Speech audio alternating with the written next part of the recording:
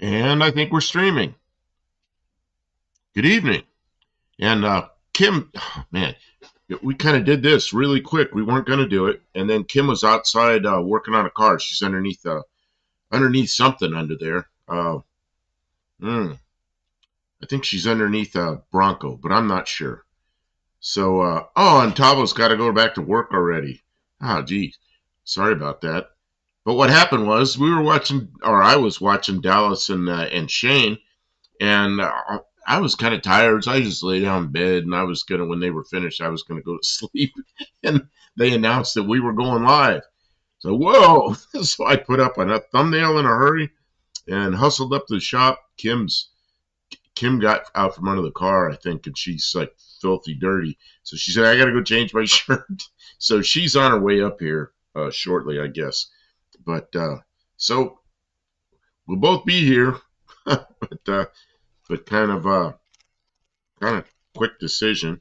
Buddy Carafano, look what I've got here. See what that is?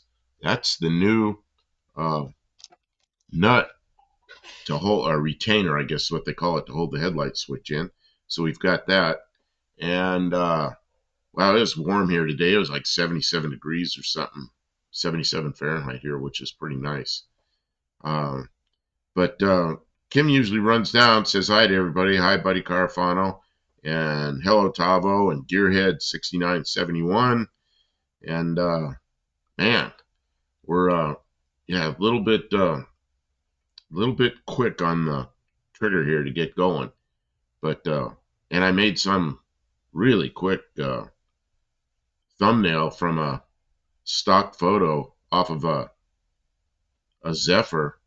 It was the front cover of their brochure that year. So I snagged that from Ford, Lincoln Mercury division of Ford, uh, made the thumbnail. So hopefully Kim will be here pretty soon. I guess she probably will be. She ran from under the whatever she was working on down to the house, and, trying to get. I don't know. I said just get on here. You're all filthy, dirty, grease and everything all over you. It looks like you're working. She goes, I am working. So she wanted to be a little more presentable, I guess. So let's see. Were any of you watching Dallas and Shane? I don't know how many of you were there. Uh, they always have an interesting live for 2 hours on Wednesday nights, and it's all technical stuff. And I always, that's my one live that I always make sure I watch.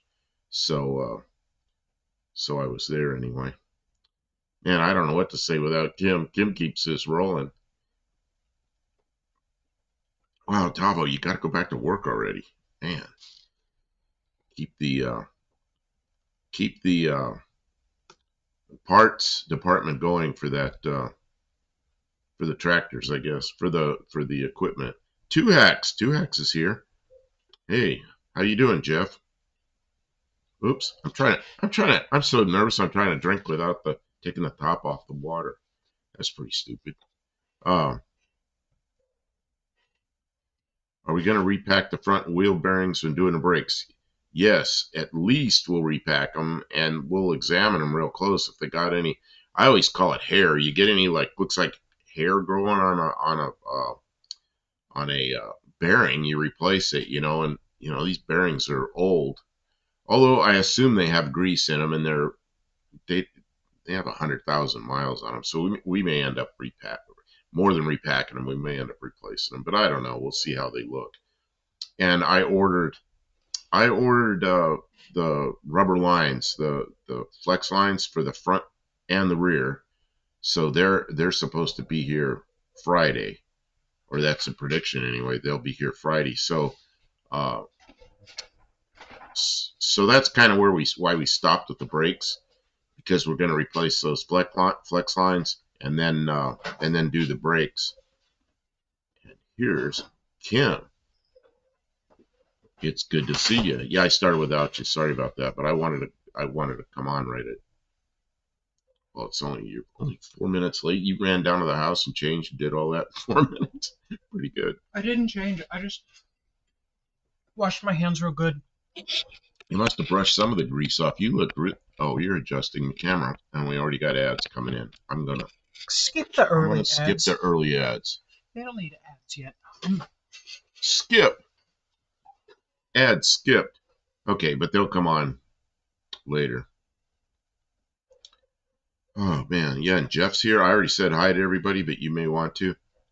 Okay. And Tavo's already going back to work, so I don't know if he's still there or not, but he's going back to work. Okay. It's good to see you, Tavo. Thanks for stopping in. Caught him at the end of his lunch.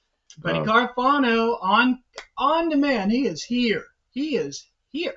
You know what? Gearhead, 2 Hacks Garage. Hey Jeff, good to see you tonight. I already showed this. This is the thing Buddy Carfano found online for us, and we ordered it. Oh yeah, that's going to be fantastic. And wow, it actually has a Ford part number on it, D8B7. Oh, which means it's not for a Mustang. It is. You can't see what it is. Take it out of the package. Oh, they can see it up there. Oh yeah, they can. Yeah, and it says, but it does say Mustang on it, so maybe they used it on the 78 Mustang as well. Crash's Roadrunner Garage is here, and so is Steve Edwards. Welcome to the stream. Ah, Steve. Buddy Carfano, we're definitely going to repack wheel bearings, or we're going to at least inspect them when we do the front brakes. And that's they'll what probably be ready for a repack. I don't know how much maintenance was done on this. We'll definitely repack them, and I'll be examining them real close for any what I call hair on them. You know, where they get little. John Bossums. Yeah. Welcome to the stream. And replacement if necessary, because they get some years on them. Good to see people popping in. We really hadn't planned on streaming tonight. We were going to do see if we could rustle up some shorts. I was thinking we should do a short on that chemical that we use to turn the thing black. Oh man, it's already dried up. It's like well, that's the best part is we could show what it looks like after. Oh, after it's dried up, and then this has got that. I don't know if you saw that thing. How rusty this top for this brake thing is. Master cylinder cover. But on the last live I spread that rust converter all over it, and I'm just gonna paint it and clear coat it. It'll be good enough. I don't know. It's a master cylinder cover, and the new one was how much? I couldn't find a bare cap new. I could find an entire master cylinder with a new cap on it for $38. Oh yeah, well, so we've got a rebuilt master cylinder that him rebuilt. It's good. I don't think it needs replaced. Oh, I think it looks really good. We'll see how it goes. We'll keep our eyes open. It's an aluminum one. I ran my finger down the bore, and all the old cast iron master cylinders I used to work on, we'd hone them and then stick our finger down in there, and you could see little divots from. There'd always be pits in the bottom. Pits for the rust. Moisture sits. Well, this aluminum one has no pits. It's beautiful, and so I'm not gonna really worry about it. I've been underneath this car just a little bit, and I'm pretty confident the bleeder screws will go. This car is just not rusty. It's dry. Just not rusty. It grew up in. It'll come apart. Dry Texas, so I probably won't even have to put heat or anything on it. I'll probably just put a wrench on it. You could work on this with those zinc. The cheapest zinc wrenches, probably. Zinc, right? You know the ones I mean. The one they're made out of pot metal. They're stuff. I've got a few of those. What you eating? Oh, bugles. I can't eat bugles. Bugles still. Sorry, guys, for eating, but I got the munchies. I didn't really eat a meal today. I've been eating pistachios all day. Huh. And Kim said to me, I was listening to Shane and Dallas, and I was in bed just laying there like. I had my eyes closed, just listening to him. And Kim goes, I'm going up the shop. It turned on the radio, so we had the radios. And I said, oh, okay. And she asked me, we're going live. I said, no. We did that 2 nights in a row. Well, then she left. And right at the end of the show, they announced we were going live. I said, oh, man, I'm not missing this opportunity. So I got out of bed, made a thumbnail real quick, and called her on the radio and says, I'm headed up there. We're going live. And she was in it. What were you under? The Bronco? She had lights on under the Bronco, I think. Is that what you were under? Kim? Yeah, I was underneath the Bronco too. What happened? You spaced out there. Preparing. Yeah, a little bit. I was reading chat, and you were wandering off. Yeah, I was underneath the Bronco too, and I got a single one of the torque converter bolts out, and I got the starter off, and I got one of the bell housing bolts started. I was just like looking it over because I never really looked at how much stuff needs done under there to get the engine ready. Honestly, it will not take long to get that engine disconnected and yanked out of there. I just haven't had the weather for it. And it's 70 degrees outside. We had right the now, weather maybe 68. today. It was so nice. I went to my doctor's appointment in a t-shirt, and normally it's sweatshirt or 2 sweatshirts, and I'm cold. I had the window open on the Jeep and drove down with a t-shirt on. Felt really good. Who else is live on Wednesday? Wednesday? Is Tony still live with Dr. Art, or are they done too? I don't know. I didn't even think of that because I like watching them, but I like watching Dallas. I mean, I gotta watch Dallas and Shane because it's what we're doing, you know. So that's why I watch them. Got more people in here. In Massachusetts, they never open. Rust is nature's Loctite. Yes. Well, but not here. I mean, if you've never seen a Texas car, it's not even fair. It's a whole different level of easy. Hockey's here. I don't know if you saw that. Hockey, I agree with Gearhead that you want to use the recommended oil because it's the right viscosity for the bearings and whatnot. If you use thicker, you're going to put extra pressure on the oil pump and stuff like that isn't really necessary and probably doesn't help you in any way. And because it's a 71, it's going to have a flat tappet cam. So you are going to want to run a zinc additive or an oil that is specifically stated to include a zinc amendment to the oil for flat tappet cams. So some of the racing oils have that already. What is it, VR1 or something like that? Yeah, I think so. But you don't necessarily have to buy that. You could just purchase a separate zinc additive and add it to any type of oil at the correct viscosity, which is probably 10W30 for that engine. What was it factory, maybe 30 weight? Or was it 10W30? I don't know. By 71, they may have been multi-viscosity. Anyways, 10W30 is probably good. And I used to, when I was younger, I always wanted to run thicker oil because I always had old, worn-out engines with worn-out rings and leaky gaskets, and we'd run the thick oil to try and keep the oil in. But if you're we did that with your daughter. If your engine doesn't have massive blow-by on the rings and it's not belching oil out all the gaskets, then you want to run the factory viscosity because that's what it wants. That's what it's built to. Gearhead saying that right there. Yeah. I read Gearheads before. Okay. But definitely the zinc. If you buy off-the-shelf oil, just regular off-the-shelf oil, it's not going to have zinc. Now, one other thing we saw. It will have zinc, just not nearly as much. Not enough for flat tappet. Eventually, it'll catch up to you. If you want to spend the money, AMSOIL makes an oil that is meant for classic cars, and it has a proper amount of zinc in it, but it's a little pricey. So AMSOIL or VR1,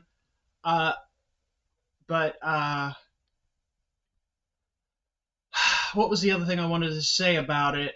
Is 70 degrees Fahrenheit. Okay, well, today it was 77 when I went to the doctor. Tony Hanlon doesn't know how to convert. I'll convert it right now because I know about what it is. But I know much higher temperatures in the sea.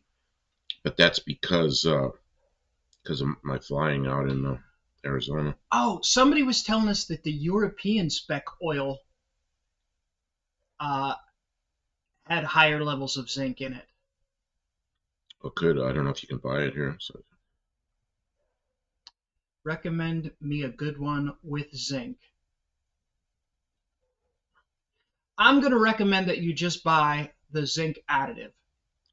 It was 25 centigrade here today. Right now it's a little less than that. It's see if I can get it to. And your local auto parts store is going to have a zinc additive in a little, container, the right amount for a normal oil change to put in there. And right now it's 21 degrees C here in the shop, which is, I mean, it's the only way we get it 21 here in the shop normally was with a big old fire going in the in our wood stove. So it's like all of a sudden one day spring's here. Oh, what's it supposed to do? What's Tommy Hanlon saying? I don't understand. If it's Google the conversation, I'll have to leave the stream, Kim. What? I don't know. If it's Google the conversation. Oh, what? Because I looked up the what 15C is, or I mean, I looked up 15C is the standard temperature, is 59 Fahrenheit. Oh, because I looked up Fahrenheit. I just looked up the conversion. Oh, Tommy said he'd have to leave. I get it, Tom. He would have to leave the stream to go to the converter. Oh, I see. And do the thing. Oh, yeah, that's why I did it. I don't want anybody leaving the stream. What did we do wrong? I get it. Okay, oh, so tomorrow it's. I was laying under that Bronco. You know I'm motivated when I'm laying underneath a vehicle outside in the dirt. Although I was on some cardboard. It's supposed to be warm for the next 2 days, then cool off a little, but still warm. Sunday is supposed to be 54, which is like 15, probably like 13 degrees C. And then it's supposed to start getting warmer again. But that's not real cold. So. Haki asks, I have 10W40 in the car right now. Is that bad? Probably not. No. It's still I was always taught that with multi-viscosity oils, and I never quite understood some of it because I was taught with multi-viscosity oils, the first number is the weight. That's what the oil is. That's how thick it is. That's the viscosity, right? And then 40 is the protection number. So why would you ever use 10W30 when you can get 10W40? I don't know. No one's ever been able to explain that to me. But the difference is very small. It's really small. But I think if you technically go at 40 weight oil should actually cost more because it should take more processing to make it better. But it never does side by side on the shelf. So I really don't know. And this is what it won't hurt it. This is what I've heard from Barrows, that the zinc additive is not a, that they don't work right. And that's also what I heard from Motor Oil Geek, Lake Speed Jr. He says get an oil that has it already. And like Gearhead says, Amsoil Z-Rod, that stuff's great. But like I say, because of the detergency, it's a little bit.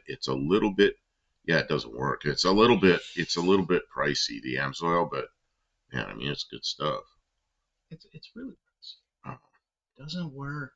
Yeah, Boy, Barrows is right. Best to buy your oil by chemistry, not brand. I don't disagree with Barrows. So if you have the money in the budget,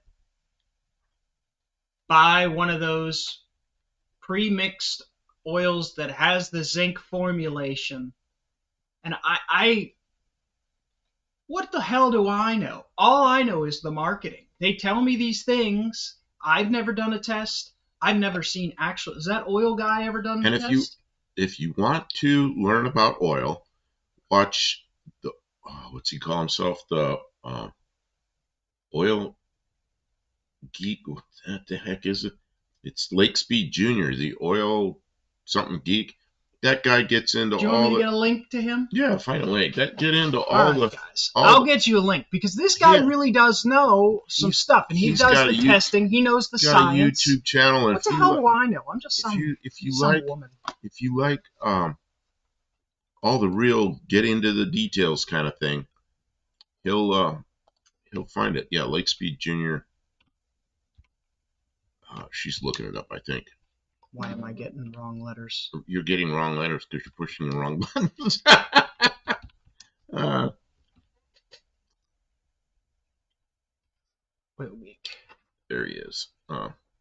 The motor oil geek.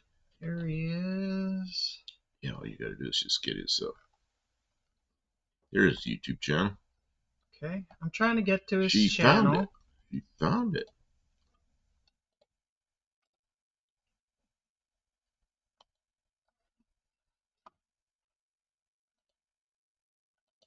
Yeah, this guy, I watch like everything he does, and it's I mean, I would there you go. rather defer to somebody who knows. Who knows, you know, but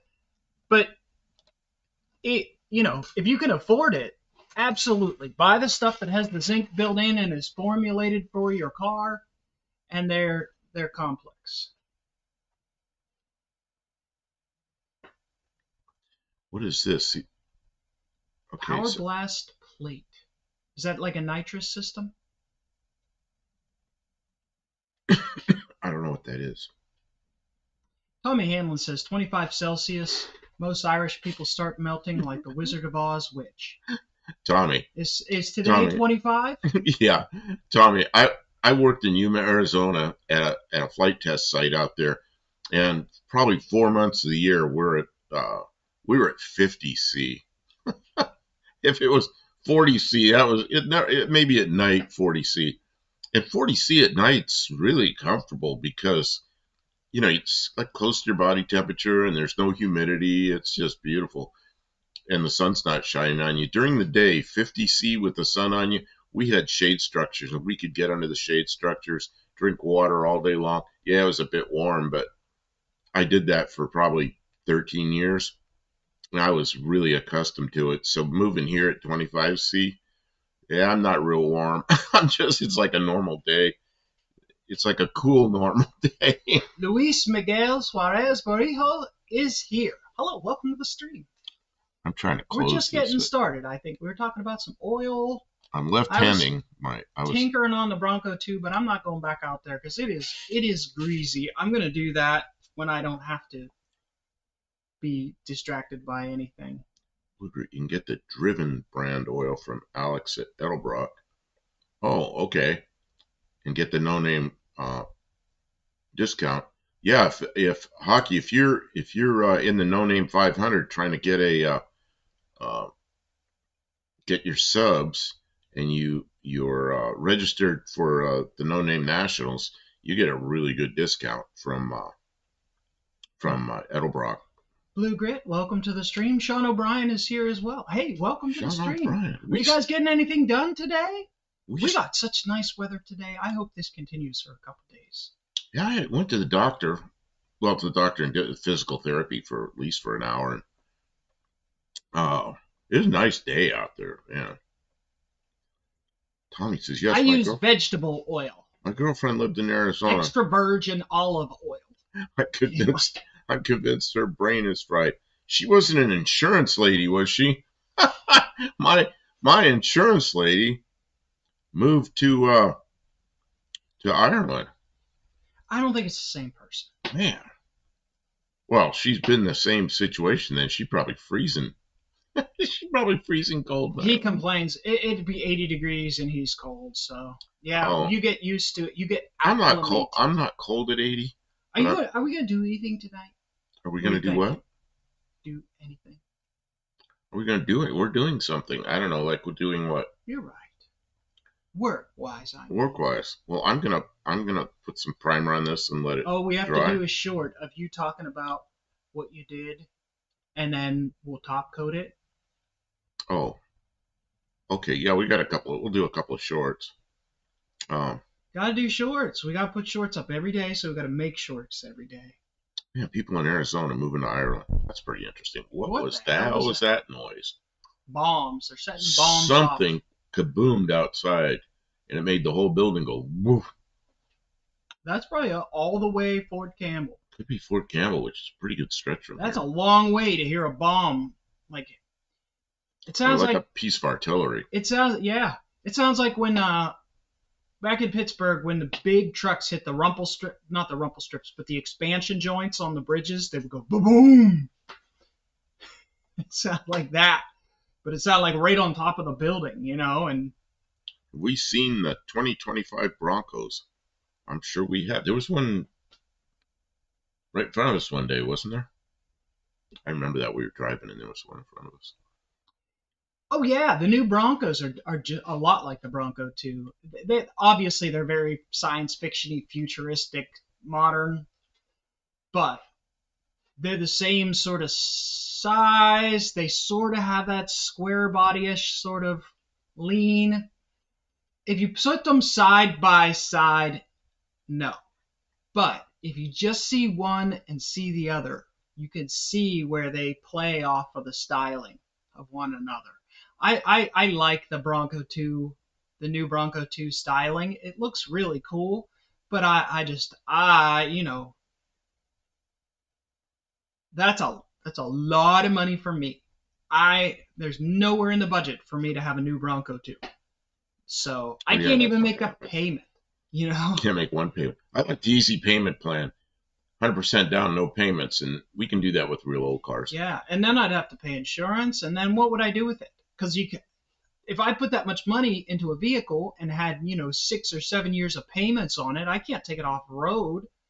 So like it's just like a big trophy at that point for someone like me. We have a If you vehicle. had the income to play with it and not worry about it, it'd be really nice. We have a vehicle that's about that size, but it's a Jeep Patriot. It's a 2008 Patriot that I got a deal on. I paid $1,000 for it. Had some little problems. We fixed the problems, so we probably have $1,500 in that vehicle. It's a reliable, great car to drive, and it looks nice. The paint's good on it. The interior's good on it. It looks a lot newer than it is. So It's been a really reliable vehicle, but I wouldn't take it off road. no, it's not. It's not something that should be off road. I mean, we've driven it here in the It has a property. it has a light duty all wheel drive system, and if you tried to take it off road, you'd hurt it. I do not know how capable the new Broncos are for off road. Is it an SUV or is it like can you get it in a trail rated version? I don't know. I haven't looked into it because there's no way I'm going to be able to afford it in this lifetime. Good. I got something done today. I missed something. I got something done today. I made a short fixing a blower motor speed issue on an '09 Escape in less than 3 minutes. Nice. Pretty good. Congratulations. Good short. Now, is the short less than 3 minutes or was the repair less than 3 minutes? See, Louis says, I think how to drive an '85 F250 one day.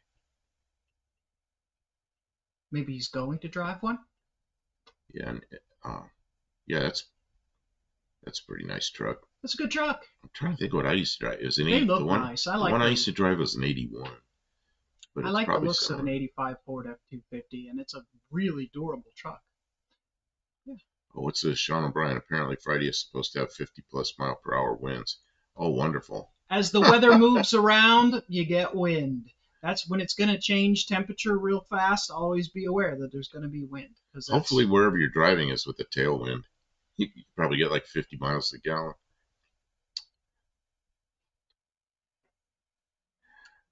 Tommy Honey, yes, she's tried to explain how hot it actually is in Arizona. all the heat. It And is it's southern Arizona. Northern Arizona is up in the mountains and it gets cold.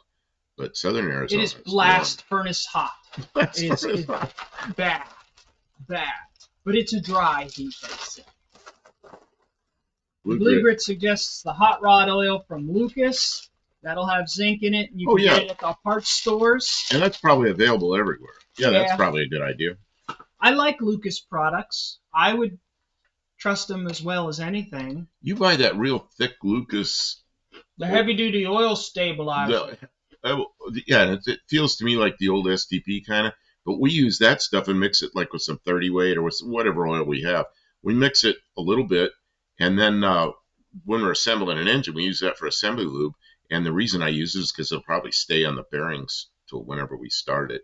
I've learned to be careful with that because I think I put that in the Subaru and it was too thick. Wouldn't pump the oil. Like Got commercials coming up. 15 seconds hmm, already. Yeah, we've been on that long. Patriots are nice. The Patriots, I always call it a fake Jeep. because it is a fake Jeep, but it's a nice little car. It's an all-wheel drive station wagon. Okay, here we go. I mean, we can drive it around in the yard, in the grass, where the trucks would just get stuck and spin, and it doesn't even struggle. It goes wherever with all four wheels spinning, and I think it has like traction control, so it'll brake if one tire starts to spin. It'll brake that wheel with the automatically. It's intelligent like that. That's pretty cool, but Patriot's kind of weird because it's a front drive car with a drive shaft going to the back, and then somehow electronically balances. it knows that if there's a wheel that's starting to break loose, it puts power to the rear. But I don't think it would It's stand up fine. to any kind of real off-road stuff. I don't think you would want to take it off on a rough dirt road. But a little bit of slippery spots, mud, snow. It'd be very capable in some, snow or icy conditions. But, four-wheel drive does not change how your brakes work. Just because you go does not mean you can stop or maintain control. So, but all-wheel drive is neat. Hockey says that Holly Street Warrior 600 CFM is really great on my 318. So much power. I didn't know I had the double pumper was horrible, so slow. There must have been something wrong with it. Yeah, I'm glad that Holly woke it up. Wrong carburetor. That's great. Arrows. Cool That's thing great. about the first gen Bronco has the same insert cluster as a 1950 shoebox Ford. The OG Bronco is true off-road utility truck. Man, I remember those first gen. I was a kid when those things came out. I was like 11 years old, maybe, or 12. And we just go, oh, Ford makes a Jeep now. And that was what we thought of. It was like the early Jeeps. It's just a bare bones utility vehicle. It's perfect. Rod on 420. Hi. Hello. Good evening. Welcome back. Don't be causing no trouble tonight, you. But we're glad you're here.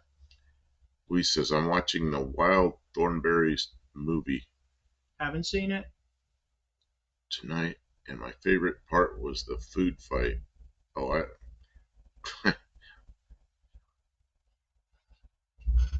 okay. I'm not much into food fights, but maybe it's entertaining in a movie. Blue Grit, repair in 2 minutes and 40 something seconds. Nice. I like repairs that go like that. I usually like, oh, that's only going to take a minute, and a half an hour later, I'm all pissed off because it took too long. Oh, man. Because I always underestimate the time. Yeah, not like the established trail trucks of today. Man, some of these trucks. I parked next to a truck. Coming back from the doctor, I stopped at the grocery store, and I parked next to a GMC truck, one of these new trucks. And there wasn't a lot of room between me and the truck. And I thought, man, I'm centered up in a parking space. Maybe he's off this way. Well, I got out. No, he was centered up on his parking space. That thing is enormous. It takes up the whole parking space right up to the line. It's like, man, it's like a locomotive going down the road. Those are big trucks, man. Yeah, established trail truck. Yeah. Willis. Well, how's that pronounced properly? Anyways, they Willis. made some really good vehicles, and Jeeps were,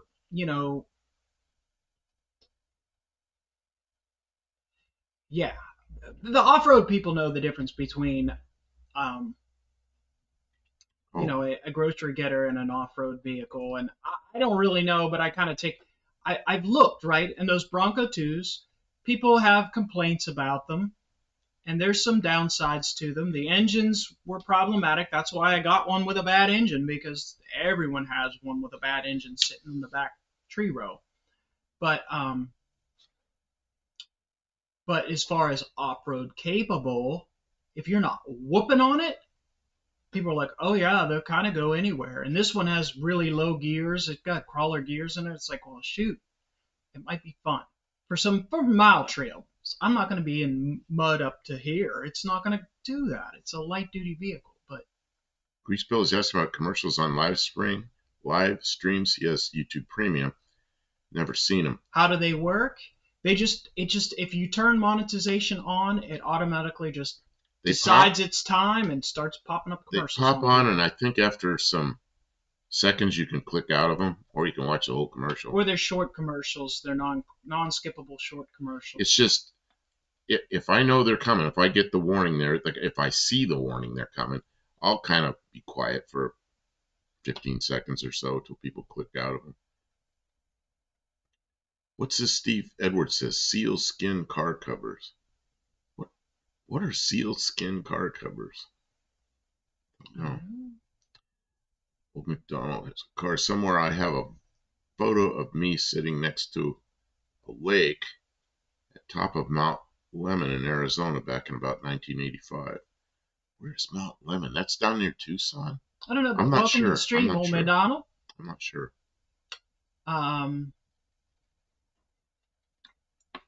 But he says all-wheel drive works good driving in the snow. Yes. And that's why I got that Jeep, because I was going to use it for a like a winter car. I was in Maryland. And then the other thing about all-wheel drive vehicles is how good it is in snow can be directly proportional to what kind of tires you have. Because you have highway tires, even on an all-wheel drive vehicle, it's going to be mediocre in the snow at best. Better than a two-wheel drive, but still pretty mediocre if you have worn out or regular tires. But if you put snow tires on an all-wheel drive vehicle, they're a beast. They are a beast. Because with all four wheels pulling, the vehicle feels lighter. So you just don't have the tendency to, oh man, I used to love some years when I was living in Pittsburgh, there were years where I was on the ball and had my finances together and I got a nice set of snow tires set up. Sometimes I'd have them set aside, right? Because you can run snow tires for a couple of years if you don't run them in the summer. You run snow tires in the summer, they're really soft rubber compound and they just burn up in the summer. So you have to have two sets of wheels. You take them off in the summer and put your summer wheels on. You put them back on in the snow. Man, there were a couple of years I had nice, big, thick, meaty snow tires, and I was just waiting for the snow so I could show up for work, and everybody else was like, "Oh my God, it was so bad getting to work today," and I'm like, "Was it? I didn't notice." I love those years.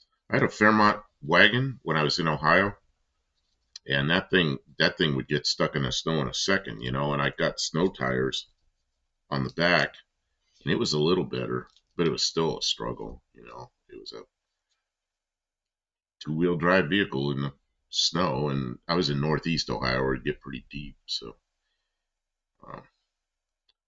what else here? He says trucks are my favorites. Gearhead, old Jeep Comanches were beasts. They were. Yeah, and you can tell because in the I'll say secondary market, but they're well beyond secondary market. They're antiques at this point. But when you see them on the marketplace or something like that, a completely roached out, rusted out, broken down one is $2,000, and from there they go up quickly, $3,000, $4,000 for one that's like put together. And I've seen people on YouTube, they pull one out of the tree row and get it running, and they don't pay nothing for it. But those are pretty hard to score. When people have them, they know that they are very capable vehicles, and if there's even a shred of possibility that it could be revived, they demand the bucks because there's people who will pay it because you can't buy anything like that. They don't build them stout like that anymore. It's really, they don't get the best gas mileage. They maybe don't last 300,000 miles, but if you've got one that's put together, you can really reef on it. And Carvon says, I agree. My Raptor is wide as hell. Those are big trucks, aren't they? That's a big, beefy truck. Man, when I was out in Arizona, the sheriff's office got a fleet of Raptors one year. Man, you see them coming. Got all the lights on top, and big tires and everything, painted like a sheriff's unit. That was quite a fleet of vehicles. Blue Grit, what are you talking about, Willis? A lot of people say Willys, but I think it is Willis. And I think Kim was just talking about, because I brought up I knew that I had always said Willys, and then somebody corrected it on the internet. Like, it's not Willis or Willys, it's Will. And I was like, I don't know. They always called them Willys. But Yeah, that's what I heard everybody call them. And then my friend out there, Vern, that has all the old cars, he had a Willis Jeep, and he goes, oh, and then he had a Willis Arrow, which is a sedan they made, and he corrected me. He goes, it's Willis. Oh, okay. I didn't know that. Barrow said snow is a lot easier to drive on than ice. The thing about ice, to be able to drive effectively on ice, you need studded tires or chains, and you cannot drive in any other conditions with that equipment. So you have to prepare for ice, and then when it's over, you have to prepare to drive. So like ice is the worst because it takes special preparations and special, and it's just dangerous as all hell because it's never consistent. It's icy here, and then it's dry, and then it's icy again, and then it's snow, and then it's slush, and then it's ice, and it's like, ugh. There's nothing good about ice. It's horrible. But I have driven in ice with. I've never driven with chains. Have you ever driven with chains? I've ridden in cars with chains, never driven with chains.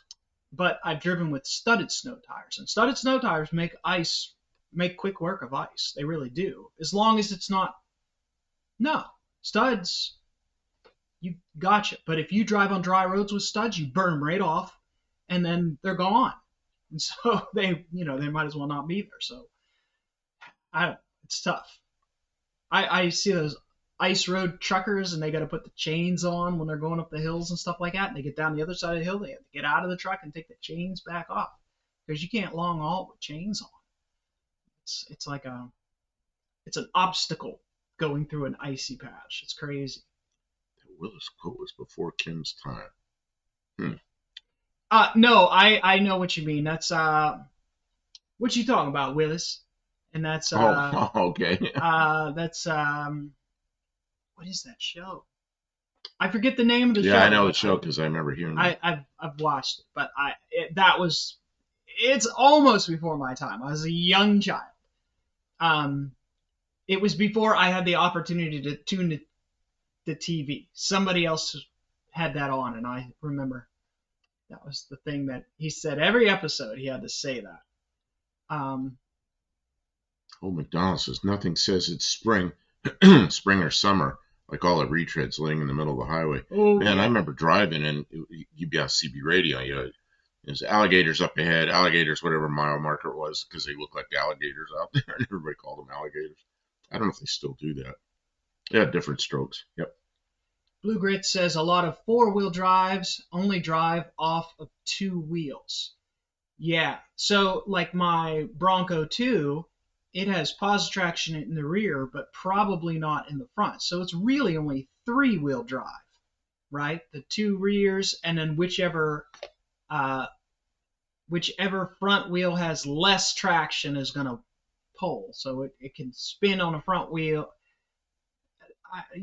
That's normal. But the fact that you've always got two wheels pulling, but a good two-wheel drive positive traction can go just as well as a cheap four-wheel drive. My Fairmont wagon, it was a one-wheel drive in the snow. Especially if you know that both rear wheels will drive, and you're good at keeping one wheel somewhere where it has traction, you can do just as well. You can keep up with some four-wheel drive vehicles with a positive traction or sure grip or whatever. I think Dodge Mopar is sure grip, not positive traction. I think positive traction is like GM branded stuff, isn't it? Yeah, no, there's all kinds of stuff. Names, yeah. Lockers and stuff like that.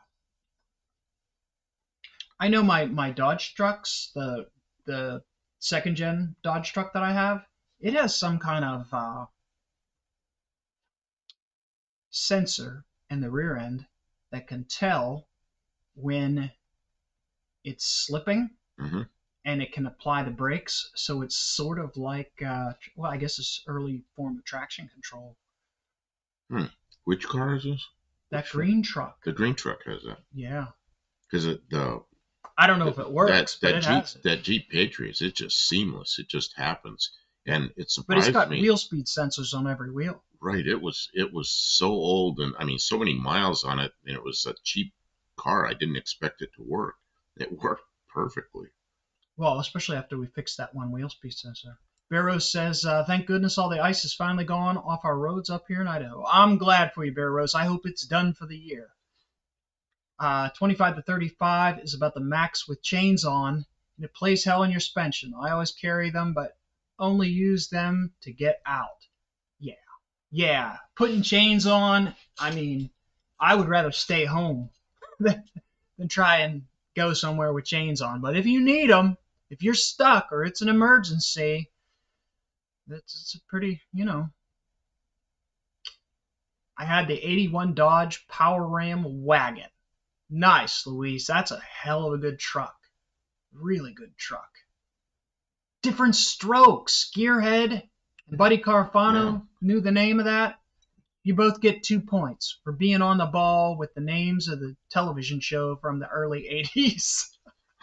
I remember that Different show now. strokes to move the world. Yes, it does. It takes different strokes to move the world. Yeah, it was in the song. Tim's lining up the sockets here like that. I don't know why.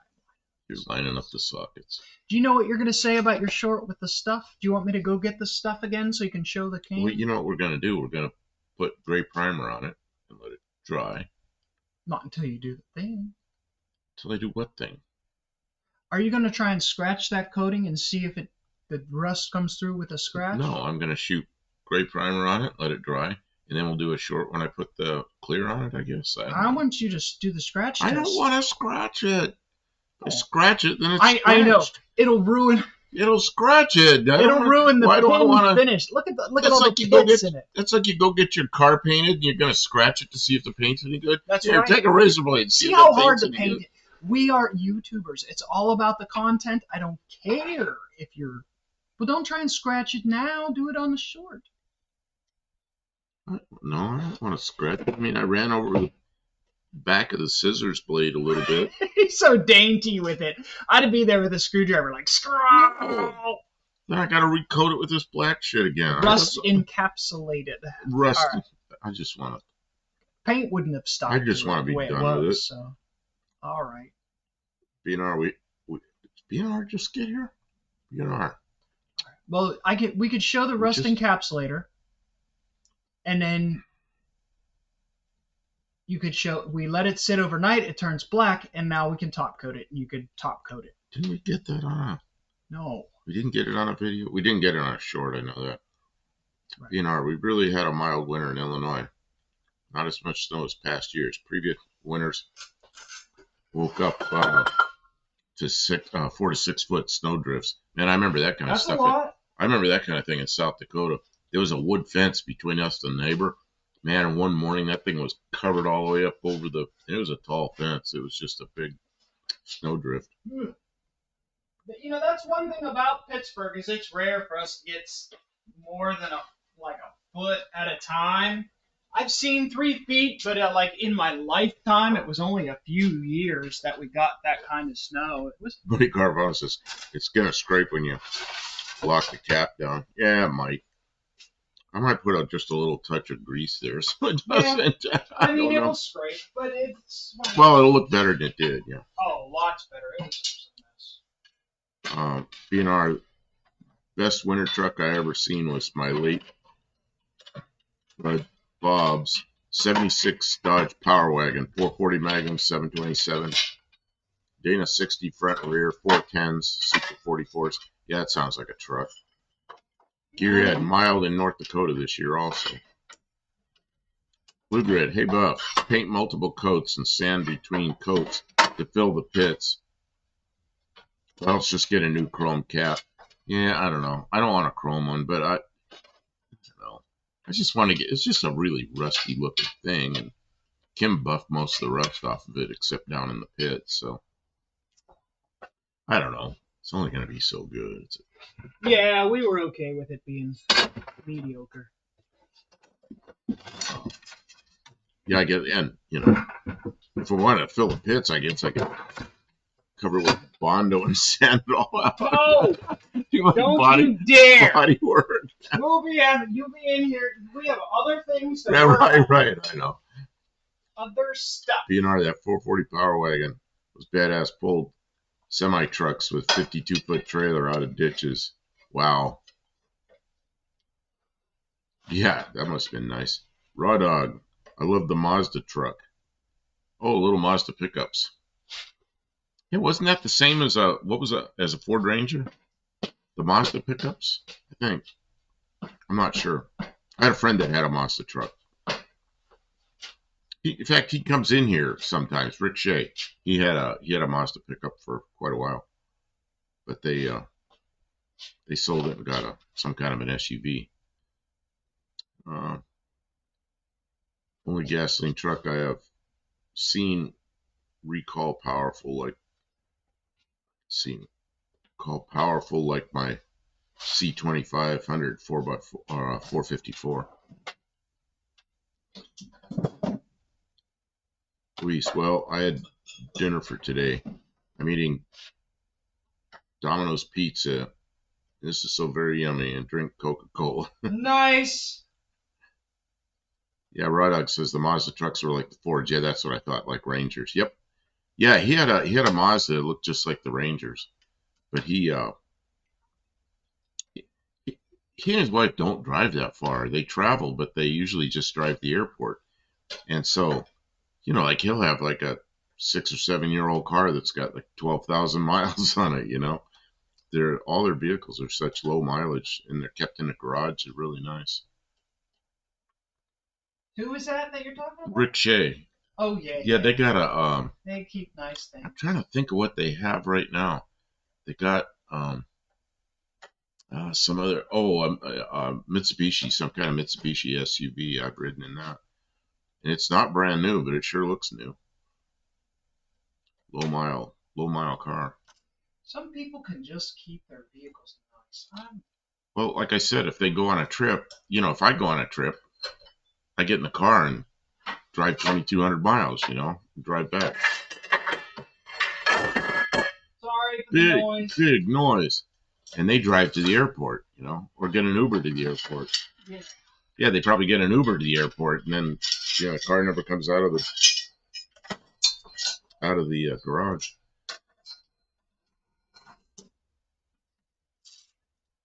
He's 440. BNR says 440 Magnum Power Wagons, one of the best ever. Yeah, I think they were. I had a friend that had a 79 Dodge pickup, a 1-ton dually with a 440 in it. That was quite a truck. In fact, I think it had a 360 in it. I think he put the 440 in it. That was Carl. Yeah, he did that. I drove that truck a couple of times. It was a beast. I saw a 400 on Marketplace. I was thinking about. Uh-oh. What do we need a 400? What do we need a 400 for? Well, it's a cool engine. It's got a big bore. If you use a 440 crank, you can make it really big. Yeah. Right. That's what we need.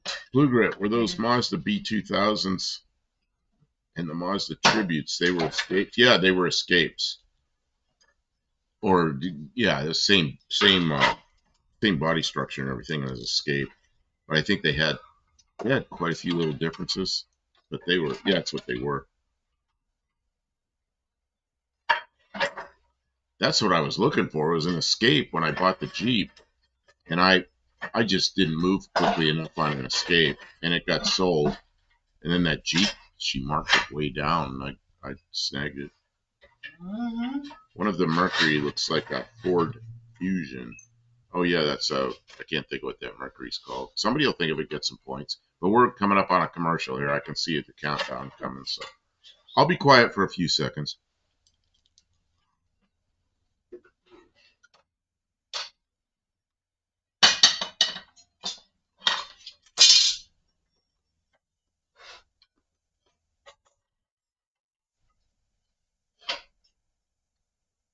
Yeah, what's a Mercury that looks like the Fusion? Yeah, Mercury Milan. There's some of those, the first generation Mercury Milan, I like the way they look. And there was one running around Yuma, Arizona, and the guy had kind of wide tires on it, and the nose was lowered about maybe an inch or two. It just had that slight forward rake to it. Man, that thing looked good. And I don't remember what else made it look so good, but man, I like it. I'd see it around Yuma sometimes. Kim, I'm going to walk away for a second, No. but I'm not going very far. I'm just going to go plug in my yellow cord. But I got to get, oh, I can get through there. Oh, you're feeling the cold. Yeah, I'm feeling a little bit. Yeah, my hands are getting cold. I want to plug stuff in. But they can see you. They can see me. I'm working on this mini bike.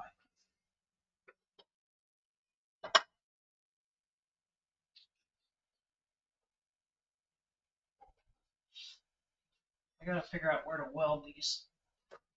Weld. Mm-hmm. Tim, we need welding gas. Man, I know. I keep forgetting. You know, it's just one of those things we forget until we want to weld, and then it's like really low. And one day there's not going to be any welding gas. Gauge is about on zero, you know. Yeah, we're running that tank all the way down. Yeah, well, we're using all of it. Oh yeah, now I'll have a little warmth coming up. Yeah, that would be enough. I could start a fire, but I think it'll be warm again tomorrow. Yeah, I don't think we need a fire. I don't know what tomorrow's supposed to be. I figure it doesn't matter. I'll have stuff to do. It's supposed to be like 5 degrees cooler. 5 degrees cooler. Tim says, "Hey, Buff and Kim finally stopped by. Well, welcome." Rodog said, "Huh? Who is it? Tim. Tim who? Tim 72 Demon." Oh, Tim. Hey, welcome to the stream. What have you been? Is there somebody else streaming? He says he finally made it, or finally stopped by. Well, because we come on like kind of impromptu times, so you know people don't keep up with it. Especially when I don't put a thumbnail up quickly. Well, like today, I put it up as soon as Dallas and Shane said we were coming on after them. I go, "Ooh, I didn't know that," so I put up a thumbnail in a hurry. Called Kim on the radio. She was up here already. Working. Man, I was like, now we have to do a live. Now we're gonna do a live. Oh man. Not that I don't like it, but we did it live a bunch of times this week. Yes, the third one in a row. Gearhead says the first Chrysler Pacificas were nice looking SUVs. Yeah, I worked with a guy that got one of those. It was probably the first one I saw. It was his. And I drove it a couple of times. Luis says, "Wow, is that a new motorcycle?" It's not new, but it hasn't been in the shop before. I brought it from Pittsburgh and have not had time to do any work on it. So now we are. This is not the factory clutch. It's what's referred to as a torque averter. It's a belt drive, and it's a variable belt drive. Depending on the speed and load that's on the motor, this pulley gets smaller and the drive pulley gets bigger. So it's like a variable, it's like a CVT transmission almost for a mini bike. And it's a real nice feature, but for this to fit the mini bike properly, I tried to make it so it would fit by drilling out these holes, but it didn't work. It has to be indexed so that it's down, but then it hits the frame on this particular mini bike design, so you have to put the motor up on a stand. So I'm designing a stand, and you can buy a kit that has a stand, but I didn't, and I don't want to pay $70 for a stand. So I'm making the stand out of some metal that we have here. See, Crash got to go. Good evening. It was good to see you, Crash, as Roadrunner Garage. Thanks for stopping in and hanging out and having some conversation. We don't expect people to come in every night, you know. Like we're sometimes we're doing something that's interesting, and sometimes we're just BS. And he likes to talk. It gives him he enjoys it. K Nelson, welcome to the stream. I never get any ads while watching YouTube. Guess the YouTube knows I won't buy anything. I don't know why. The whole thing's a mystery to me. The whole ad thing is a mystery to me. The whole YouTube's a mystery to me. They just kind of do what they want. Blue Grit, Escapes have weak transmissions and rust issues. is so common that the body rests away at the rear shock mounts that Dorman makes a frame patch. Really? Where we live, we probably wouldn't have much of that. We don't have that here. So. And if you're in Texas or Arizona, you won't. And that's kind of where I was used to being, is in the Southwest. And rust just was never an issue until I moved to Ohio, and then I saw fenders flapping and floors gone, and I was, whoa, look at this. What do you do with your old cars? And then I figured out there weren't any. People that had old cars kept them in the garage. They bought them down south and kept them in the garage. Buddy Carfana, how much does welding gas cost? What was it to refill that bottle of mixed gas? It was inert gas. It was like, I think they charged us $30 to top the bottle off, but I think that it's going to cost us a lot more. I'll bet you it's going to cost $100 or $150 to get that bottle filled properly. To get a new bottle. Well, if we have to get a new bottle, it's going to cost us $200 just for the bottle, and then they're going to charge us to fill it. It can get really, really expensive. So I don't know. I'm worried what it's going to cost. I will be relieved once we just get it paid for. I'll be relieved because that stuff just seems like it gets more expensive every day. Raw Dog asks about a hearse. They creep me out. If you want to know about a hearse, wait till Mexican Spec is in here. Mexican Spec loves those big hearses and ambulances and everything. He had some of them, and there's somebody else in here that likes those things. I don't remember who it was, but if they're both in here, they get talking about those big, what do they call them? Professional cars. Gearhead said, what doesn't Dorman make? I don't think Dorman makes anything. I think Dorman just packages stuff and organizes it by, size and purpose and stuff like that. They make all the packaging and marketing materials. I think that's what Dorman is and does. And that, it's just a retail brand, but I think all that stuff gets made. We got something from Dorman not too long ago. What was it? Freeze plugs, maybe? Those were terrible. Those were maybe the worst product we ever got from Dorman, was that package of freeze plugs. They were all weird size. They were all several thousandths difference in diameter, and some of them just fall into the engine, and some of them you couldn't press them in, and you have to go through like the whole package of 50 of them or whatever it was, and you find 3 or 4 that fit. But generally, I've been happy with Dorman stuff. But we had something recently. Pins and bushings for doors and all kinds of little knick-knack patio-whacks that you need for things. Dorman lists those parts and puts part numbers and helps you find them, which is big help. Those plastic slides for inside the door on this. Yeah, they were Dorman. They were a thing for the wind-up windows. The little plastic. Dorman's been out there packaging little spare part rinky-dink things for decades. They've got a huge inventory of things that you'll need if you're trying to maintain an old vehicle. So I like Dorman. Raw Dog says he had a 2012, I guess that's Ford Escape, and the thing was leaking gas everywhere. Ooh. Where do you live? Rusty. Where it's rusty? I hate rusty. That's it. When I was working on an aircraft in Northeast Ohio, and there were times I didn't have work, and when I didn't have work, I was chasing other work, and I usually ended up at buy here, pay here, used car lots. And man, those are all old cars, and most of what I did was fixing rusting brake lines, rusty fuel lines, and once the guy figured out I knew how to do body work, I was fixing rusty holes in things.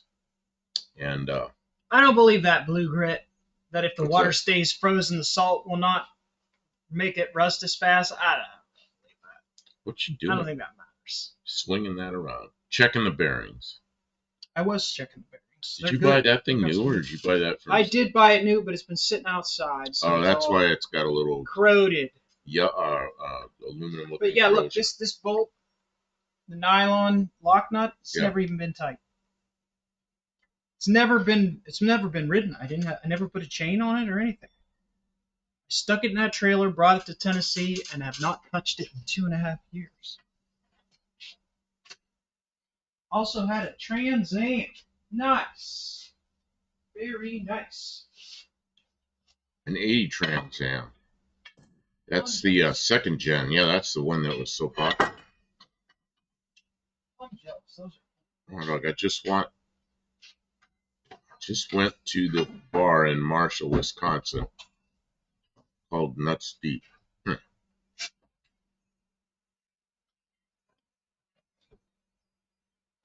Yeah.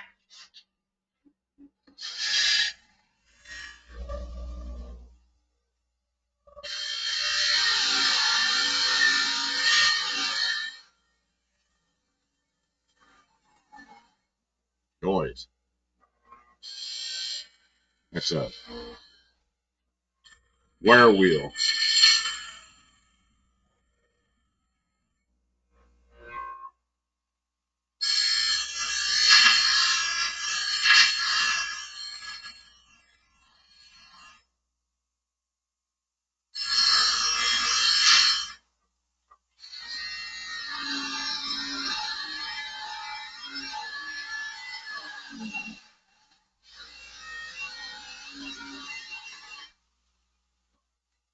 Gearhead, time to hit the hay. Good night. Okay, good night, man. Take care. Thanks for stopping by. Am I making a lot of noise? Yeah, but it's not bad. It's not like you're like hammering. Okay. I mean, I could probably talk over it, but it's noise. It's just work noise, you know. Just work noise. Okay. Work noise. Bueller. Bueller.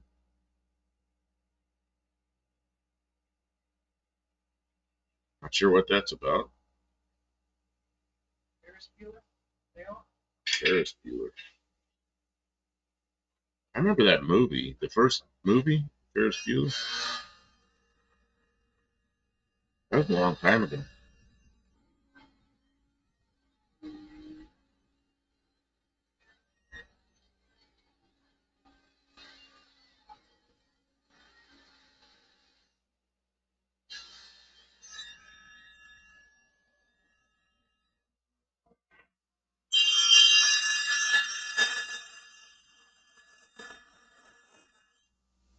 That's more noisy.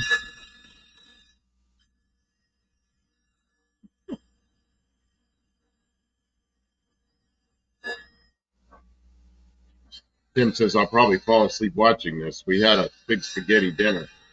Yeah, that'll put you to sleep on it. Blue Grid says the chat seemed to stop. Yeah, and I'm listening. Kim, that's the sound of work. What's that? They don't like work. No, I'm just, Blue Grid said the chat seemed to stop. They do that. They'll stop, and then they'll go, and the whole page will go by, and I won't be able to keep up with them. Just the way it is. And then while Kim was making noise, I kind of quieted down. People get distracted. Yeah.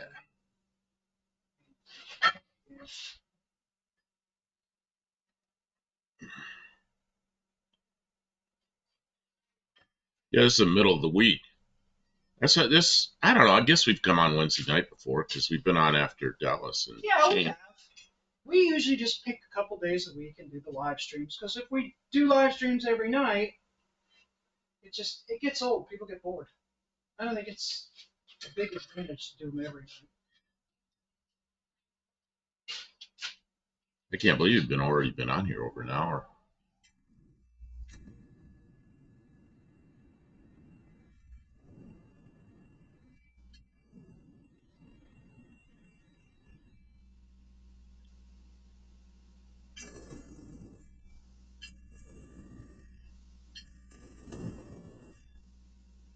Is that loud for you people?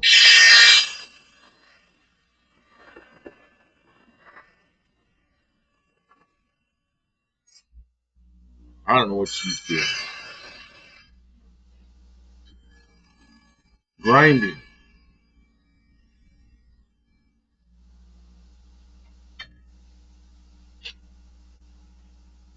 Yeah, grinding's not a pleasant noise. But luckily, our neighbors are far enough away; they probably can't hear it. In a neighborhood, man, that was the thing. I used to have to stop grinding early.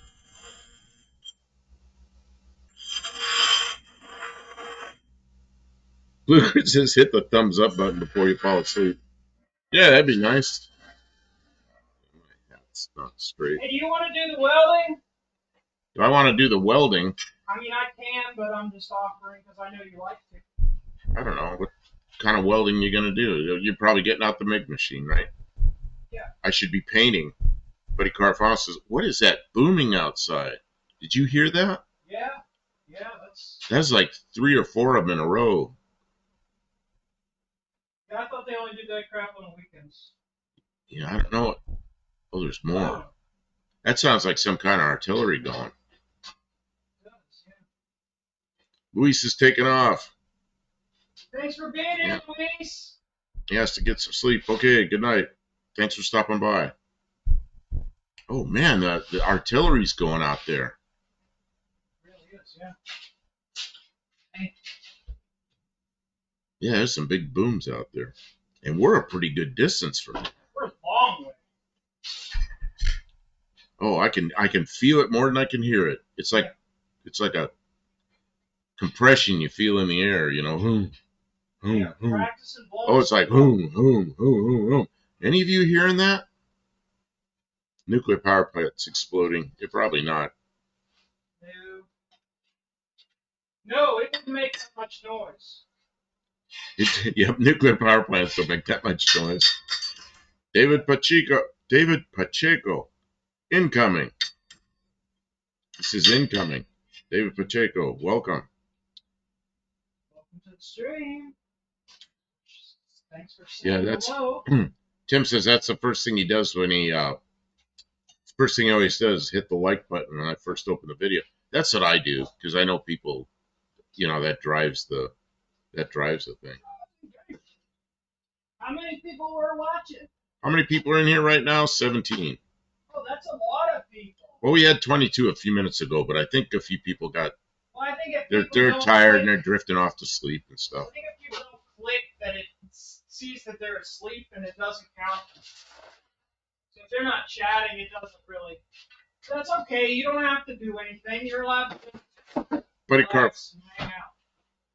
Buddy Carfon says, take cover. It's a drive-by. I don't think so. No, it's not that sound at all. It's not that sound. It's real deep, loud, distant kaboom. Yeah, like when somebody has a really big, loud stereo, kind of boom, boom. Yeah, that's sometimes I think that's what it is a big speaker going by down the road out there because you hear that sometimes. Yeah, but usually that's much more rhythmic than this. This is boom, boom, boom, boom, and then pause, and then another salvo. Let's see here. Blue Grit says Yellowstone. Yellowstone. And we're a pretty good distance from Yellowstone. Yeah, I don't think it's Yellowstone. Rodog says my dad was working at a power plant. One of the transponders exploded.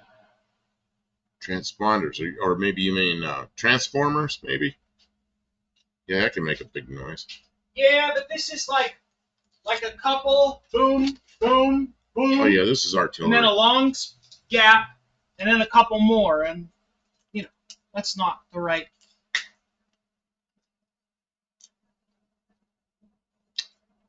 Tim says Fort Carson Army Base is the other side of our town. When they do training, shoot those big 505 cannons, it rattles our windows. Oh yeah. Yeah, I don't know why there'd be fireworks on a Wednesday night. I'm thinking. Yeah, and this would be some. I don't know why they're shooting cannons at night either. It's enormous fireworks. Okay, so I could do these welds, or you could do these welds. Are you in the mood? Sometimes you really enjoy doing some. I don't know. I can do it if you want. I'm good. I like doing it. Mike N's here. Good evening. I just didn't want to. No, you can do it. Okay. We'll watch Kim weld. Kim she got into the MIG welding because she uses flux core, so she's pretty good at that. When she's first using a MIG welder, she's having a little. It wasn't looking as good as it could. Now it looks pretty good. So she runs She runs a pretty nice bead now. So. I mean, I can make metal stick together, but it's nothing to brag about usually. Tim says this metal's got lots of contaminants in it. It's real rusty. I don't want to grind on it for forever. It's not that important. So hopefully.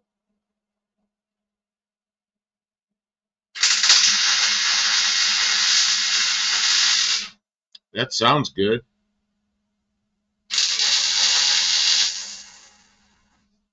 be even better if I purged the Purge the line, yeah. Tim says oh wait.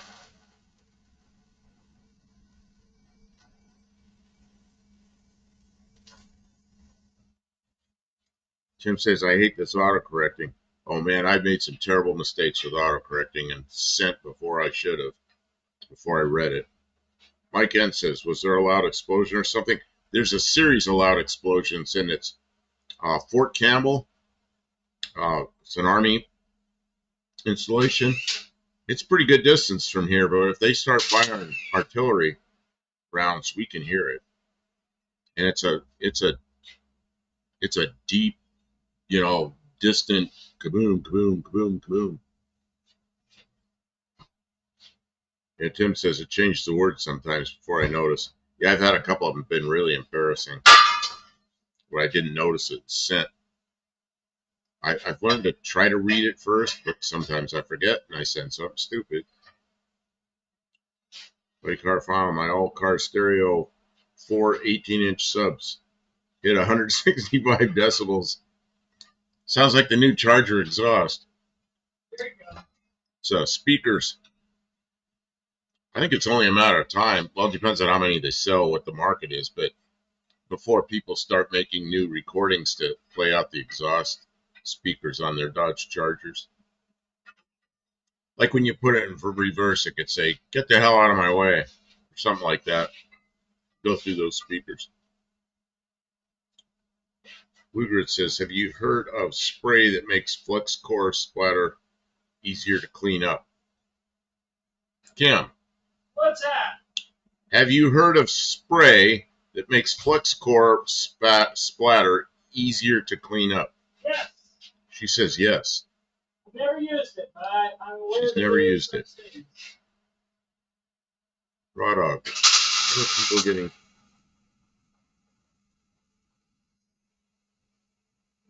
Well, that's not very funny.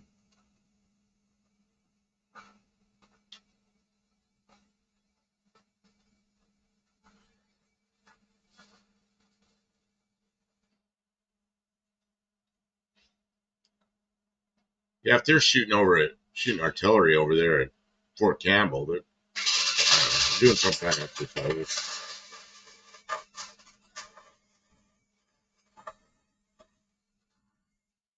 I don't know what the hell that was. That's Sounded like it burned a hole. shameful. Yeah. Yeah, just a lot of contaminants there. Oh well. Mike N says, I had a PA from J.C. Whitney when I was 17. It made all kinds of barnyard animal sounds. Oh yeah, that's kind of funny. I never knew about those things. The thing I never understood is CB radios always had a PA. It's like, why? Oh, here we go, ads. Yeah. I mean, I love ads. Has anybody called out any advertisers tonight? It doesn't seem like No. too much points. I don't know who they're sending ads to. Nobody's calling out their ads tonight. I don't think anybody's kidding. I think it's lying. You think it's lying that there's ads going on? Lying, there's not really any real ads.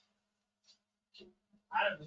Yeah, Buddy Carfano. You pull into an exhaust shop and say my speaker has a hole in it. That's good. That's gonna be pretty funny when those speakers start to go out in those Dodge Chargers. They start sounding like blown speakers instead of exhaust. Mike N. Fidelity Investments, 2 points. Those are Kim's points, not my points. I'm giving away Kim's points.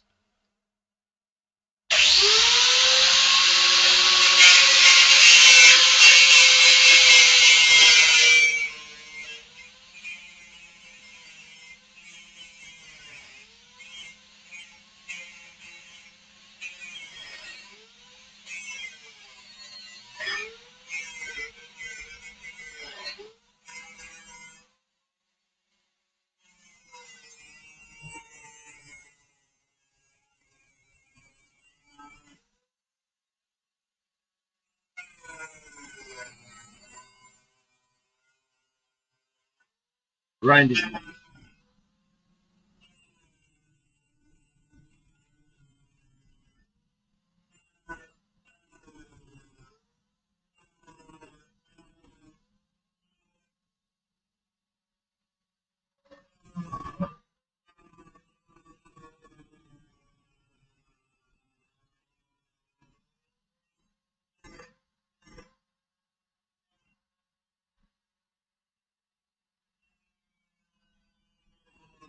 I know it's a lot of grinding.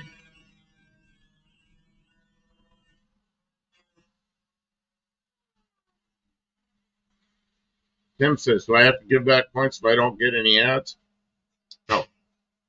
Raw Dog got TripAdvisor. 2 points. Blue Grid. In St. Louis, the mayor is saying that the murder rate is going down. More people are dying, but if they are gang members, and they are counted as self-defense and not murders. Geez.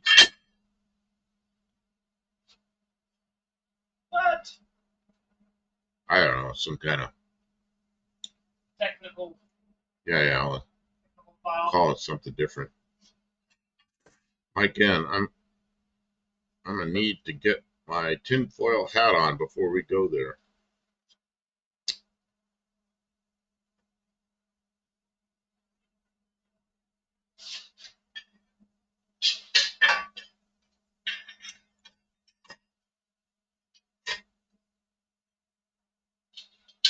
Raw Dog, why don't you make a three-wheel bike lowered and drop a little 50cc engine on it? Kim, you ever thought about making a three-wheeler? Oh, Blue Grit says, I think I'm going deaf. I can't hear the grinder.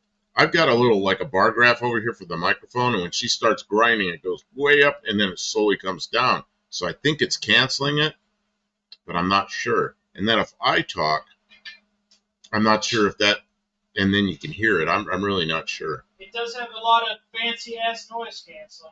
It's Kim's mini bike. My Ken says, whose mini bike? It's Kim's.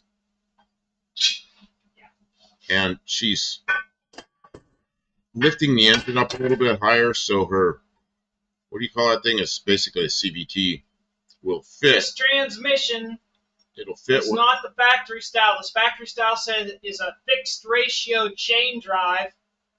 This is a variable ratio belt drive called a torque averter. Or Comet is the name brand, although this is not a name brand one, it's just a cheap knockoff one. But it makes it pick up faster, like more bottom end, but also more top end because it's variable rate drive. Nice. And it wasn't real expensive, but it's a sort of a pain in the butt to get it. So what happens is the pulley either hits the frame or hits, what's the other thing it hits? It hits the exhaust on the hits, motor. Or hits the exhaust of the frame. So she's lifting the engine up a little bit so she can index the thing so it doesn't hit either. Yeah, and that's my it's not my idea. That's like really how it's designed to be is to have you lift the motor up. Or there's certain frames that it doesn't fit, but Blue Grit says, gotta go. Check in with you later. Okay. Yeah, thanks for stopping by. This is sort of a known issue with this particular variety of toy. My Ken, yes, it's an aftermarket thing. Man, this place filled up with steel dust. Yeah, I'm sorry.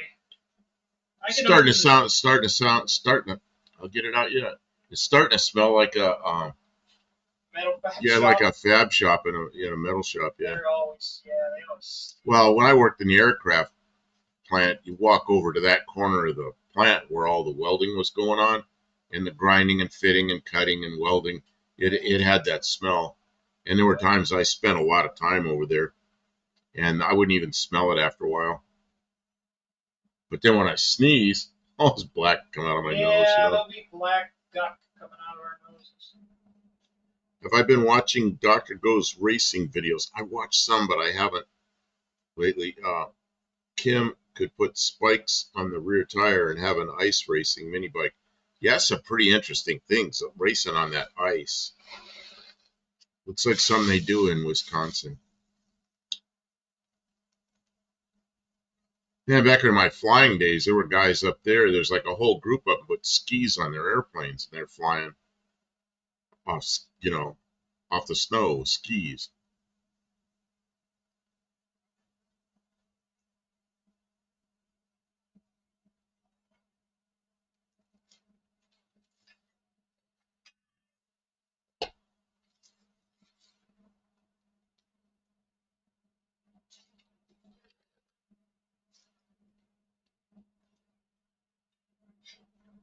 Oh, God, damn. What'd you do? Nothing. Here's my weld. Let's see what you did. Oh, you ground on this one. Oh, you probably had to for clearance. Let's see what it. I can't see it because your hand's in front of the screen and you're. I want to see. Oh yeah, nothing wrong with that. Strong enough for a mini bike. Well, it doesn't look too bad. It's not all gobs and spatters. This one's all gobs and spatters, but I'm gonna have to show that one. That's the one you ground off. I didn't grind off it. Yeah, there wasn't enough. There was too much rust in there. Well, there's a big old contaminants. It's big old V'd out, so you didn't really grind it. But I mean, there's plenty of weld here and here, and then I ground this weld away because the two pieces have to fit tight together. But then I'm going to be welding. Yeah. There's more than enough. Yeah, sometimes honestly, you have to grind a weld for clearance. Clearance, tolerance, clearance. Whatever. Because yep, they use Hoosier D10 tires for that ice racing. Man, there were some strange looking tires on those cars. It's a midget dirt tire. Kim, where'd you go? Oh, you're over there. What a Journal Ice Drags. They race here about 30 minutes from me. Big old hot rods and ice drag racing. That weld is fine for what we need to do. For what we need it to do.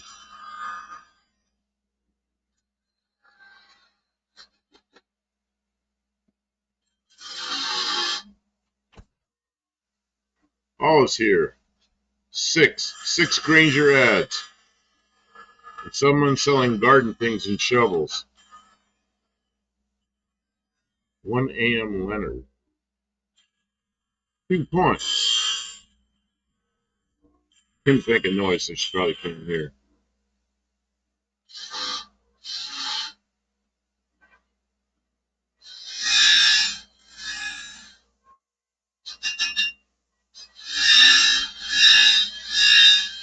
You probably hear that noise.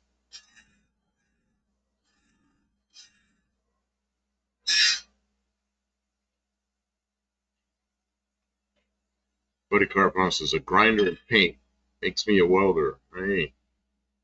Yeah, I've heard of that.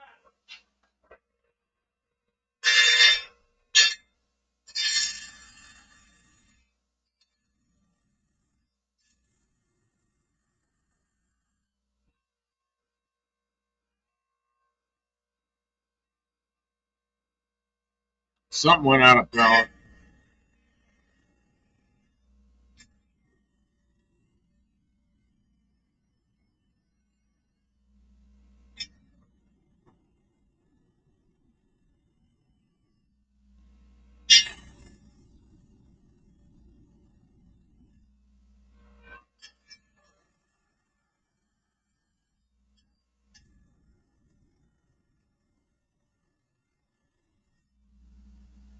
Hey, the other thing is if you don't know how to use a grinder, then you really don't know how to use a welder neither. Tim says, "Are you gonna grind more?" Yes. Man, I'm almost done. I have a hard time talking over the grinder.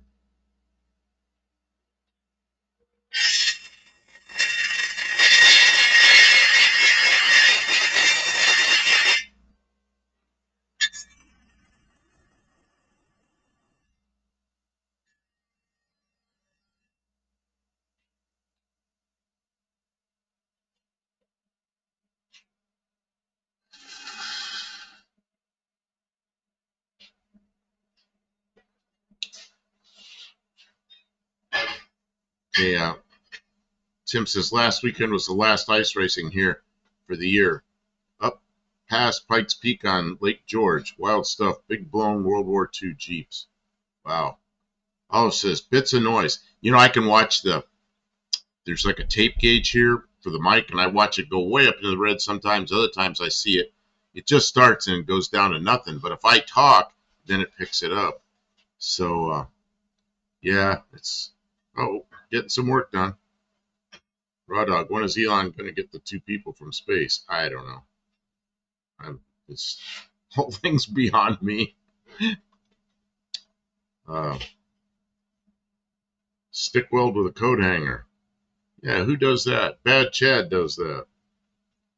I had a friend that used to do that. Thing is, coat hangers now, they used to be just bare steel, and now they're coated with paint or powder coating or something. The ones I have are. Yeah, you gotta sand the coating off of them. And then I might just well buy welding rods. Well, and this is, we're using a MIG welder, so it's a spool of wire. Uh, and when Bad Chad's using a coat hanger, he's adding more material, like he's got a gap to fill, and he uses the MIG welder with the wire feed, but he's feeding in some extra material.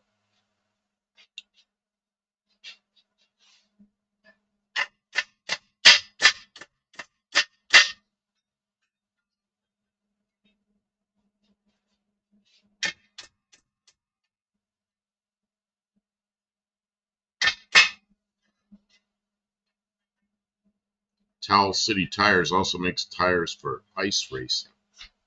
Oh, Mike N says, blast it off today, Raw Dog. Oh, says you guys have a pretty impressive noise filter. Kim can tell you about that more than I can.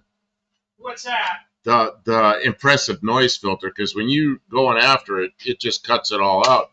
But if I talk at the same time, then of course it picks it up. Forces it. Yeah. That's Open Broadcast Studio. It's all built in. It's OBS, Open Broadcast Studio. And Kim says it's all built into that. Tim says you could turn it off, but I have it turned on because I know we make noise. Tim says SpaceX got delayed till Friday. Problem with the launch pad.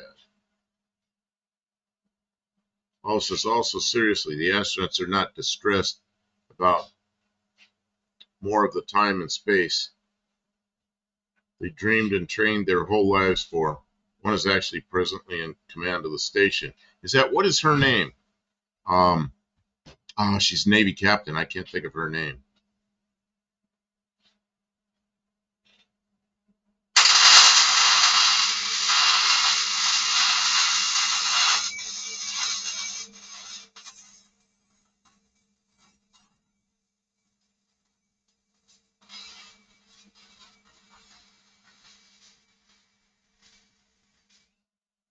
I don't know if you could hear that sizzle from the welding. It sounded pretty good.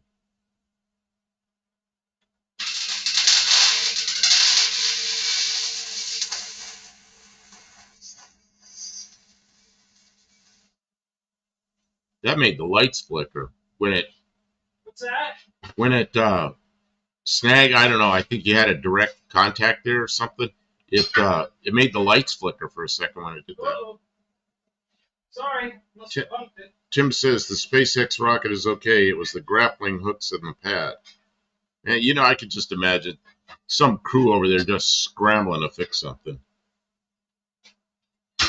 I'm glad I'm not working on it. I like working at a test site, but there were times that we had to scramble to try to make some flight on time or something, and it's just you get a mechanical problem and you've got a date and a time for a flight. It's not fun.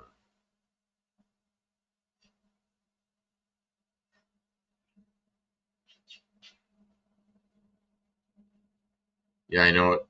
They aren't in distress. It's more about doing something Boeing couldn't do.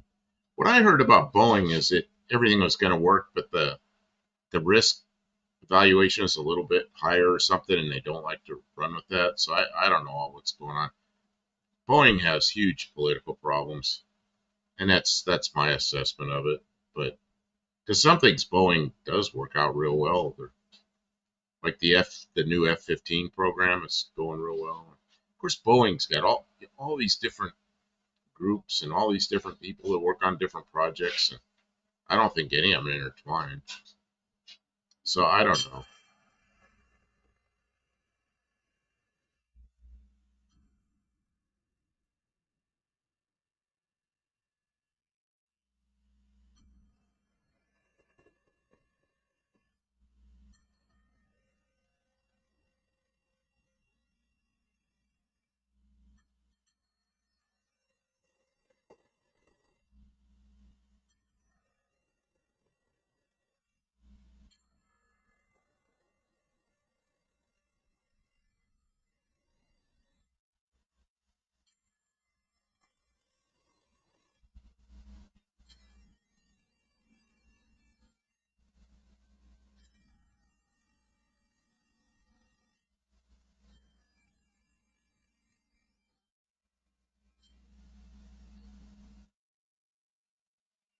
because Elon offered real quick. Biden and NASA said no.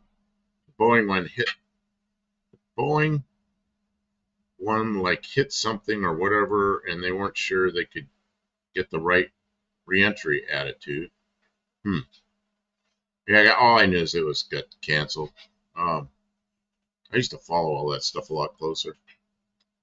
Yeah, they had a string of failures too risky to lose two astronauts at this point. What's the woman's name that's up there that's in command?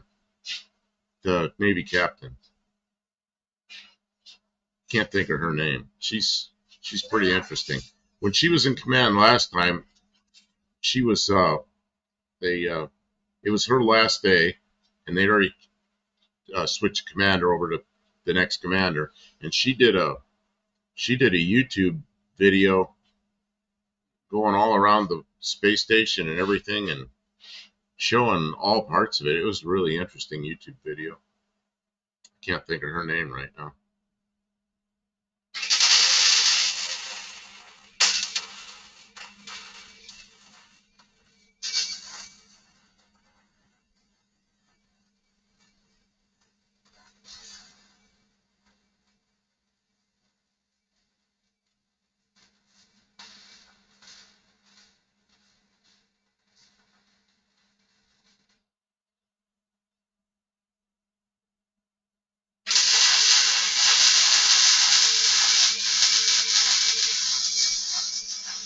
Oh yeah.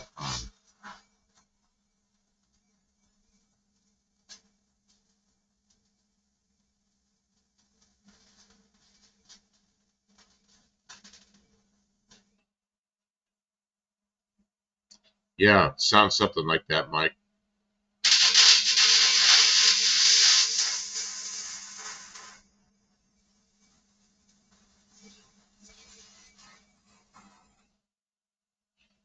Yeah, Kim's over there welding up a storm.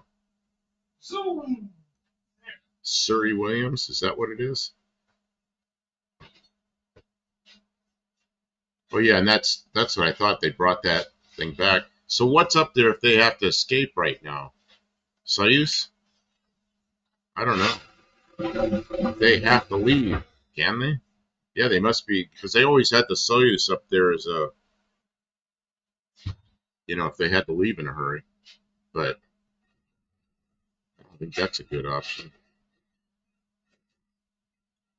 Oh, says I can't remember the names, but she's been good to go all along. Needs be everyone could park the station with the escape capsule. Yeah, that's the Soyuz, isn't it?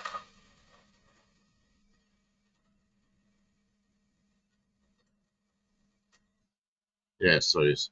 The Tommy Allen. Yeah, it's a mini bike. It's Kim's mini bike, and she's making a new engine mount for it. I did the same thing for the other one. I made a stand for it. It's like, well, I made a stand for the other one for different reasons. So. Tim says, been to the Cape many times. Only saw one launch, a nighttime shuttle launch. Oh, that must have been something. There it is. See Oh, that? that's the whole thing? That's the whole thing. See, these bolts go through the bottom, and that allows it to slide forward and back. And then this plate will have holes, and the motor has slots to allow it to slide left and right. And see how it's not dead even in the center? That is by design. That places the platform where the motor needs to be to line up the chain. So it's not just slapped together. I thought about it a little bit. You know what I'm going to need to do, though, once this cools off? Brush it down with a wire brush real quick, and then put some of that black stuff on it, because it's just filthy. I can't. Yep. They can leave if they need to. I forget if it's still a Soyuz. I'm thinking that's probably what it is. Or if they just parked a cargo run capsule when Russia went bad. What are we running for cargo? They're still running a. They don't call it a Soyuz, but that's what it is. So basically a Soyuz. But I don't know what we have up there. Let's see. Raw Dog, can I tell some creepy stories? I guess stories that will keep you awake. No, don't do that. Mike N, the most reliable spacecraft in history, the Soyuz. Yeah, I think it's been around since the '60s. Although they've upgraded it a lot of times, but it's it's been going for a long time. It's amazing. Tim says my wife and I work for Lockheed. I worked in the shuttle computer room. Really? I can't marry it. Excuse me. Olive says the ISS has been getting supply runs regularly even since Russia quit, and Japan sends up supplies. One just last week. I know they've got stuff going up there. It used to be all that stuff was, that was front page news back at the beginning of the space program, and now it just kind of goes on, and you got to look for it. Okay, we're coming up on ads in like 10 seconds, so I'll be quiet for about 10 or 15 seconds, and then let everybody click out of the ads.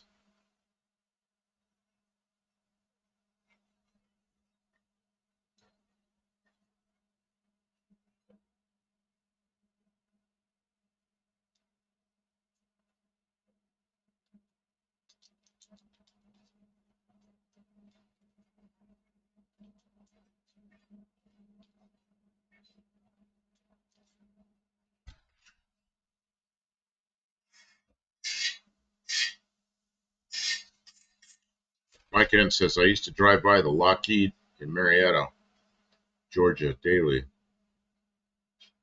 Tim says SpaceX sends up supplies without any crew. That sounds about right. Buddy Carafano says CJ Pony ad. CJ Pony. Really? What's 2 that? points. Yeah, I don't know what that is. Well, you gotta tell us. Kim, I smell a lot of steel. Hey, you're mowing over your bugles. You just tossed your bugles on the floor. Don't step on them. You'll have crushed bugles. Oh, don't step on your bugles. There'll be bugle dust. Bugle dust. There's a lot of that going around these days. Oh, she's getting out chemicals, and I gotta clean it a little bit. they're gonna wipe it off, and then rust convert it. Yeah, that's the plan. Back to converting rust again. So we'll make a short on that, I guess.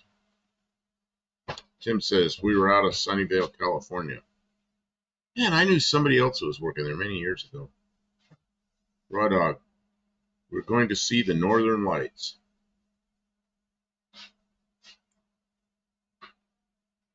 Olive says I will be either quiet or typing badly for a bit. I got to disassemble something after migraine delays, but I'll be listening. Okay.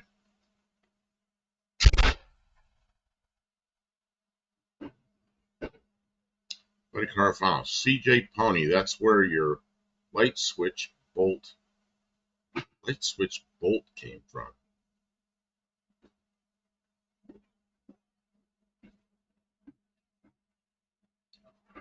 Kim went outside to do something. She left the welder ring. Oh, I bet she's letting it cool down. She's just letting it run because the fan's going. It'll cool it down.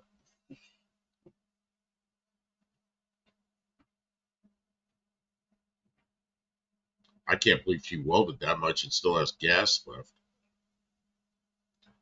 We're getting really low on welding gas.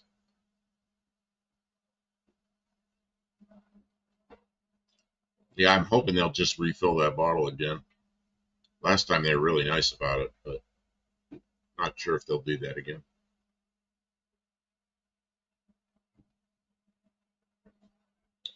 Tim says Eisenhower created the Cape for launches, Houston for communications, Sunnyvale for tracking and control of all space vehicles. Rick Carfon says the part you showed at the beginning of the live. Switch. Oh, what did we show? Not sure. You expect me to remember something from an hour ago? Oh man, are they asking for the impossible from you?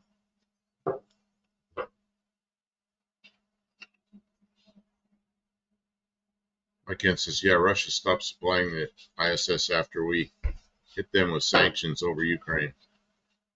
But there are other players involved in the ISS other than Roscosmos. Yeah, are there still Russian cosmonauts up there?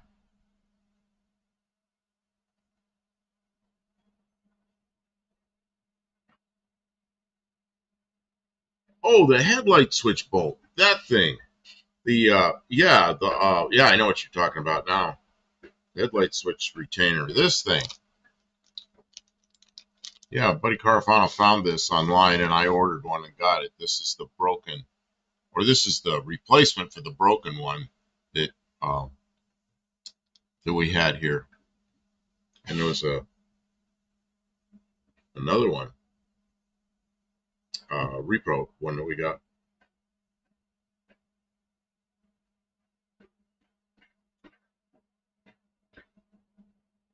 Tommy Hamlin, we have Marietta biscuits over here. Oh, that's the name of some biscuits over there. Okay. Again, USA, Japan, Canada, ESA.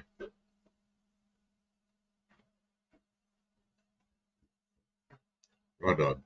You think we should go without cars and use horses and buggies? You know what? I have seen pictures before there were cars, or right at the beginning of when there were cars, and there were horses and buggies all over the place. And you talk about filth, because every horse is crapping in the street. And that, I mean, talk about pollution. Yeah, it still has a cosmonaut until 2028. So they have one up there?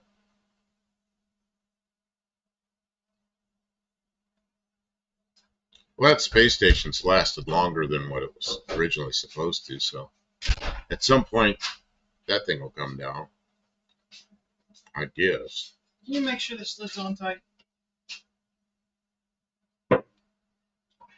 It is on tight. Denatured alcohol. It says cleans glass. She's cleaning metal with it. Denatured, that's where they've taken the nature out of it.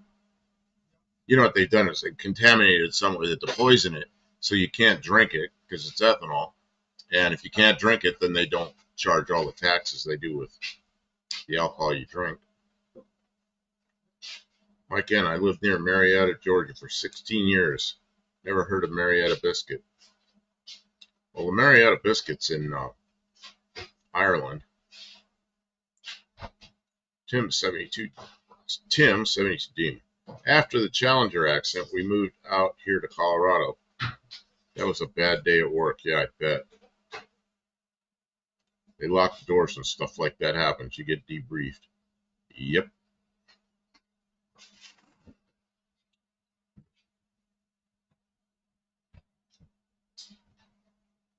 I'm curious to try one. Yeah. Olive says, I know Roscosmos is pretty divided. They have good, sciencey people. But there's a political guy on top who's a real bad guy. Yeah, no, that's one thing with the U.S. and with Russia. The scientists always got along fine. But then there's politics above that.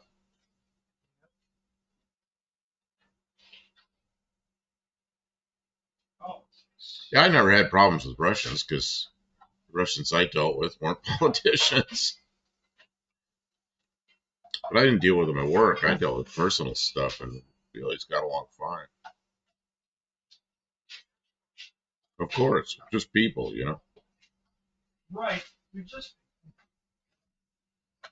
something. Yeah, Mike N wants to know something. You'll have the answer. What's the answer? What's the best thing to clean soap scum off of a shower door? Denatured alcohol or concentrated vinegar? What do you use? You use something.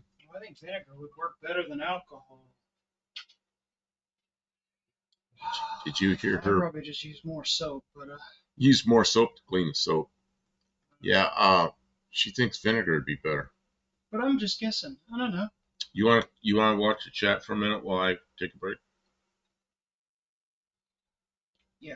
Yeah. It sounds like you're not interested in that. No, I'm good. I'm good. You're good. Yeah. I just check in and see who's here.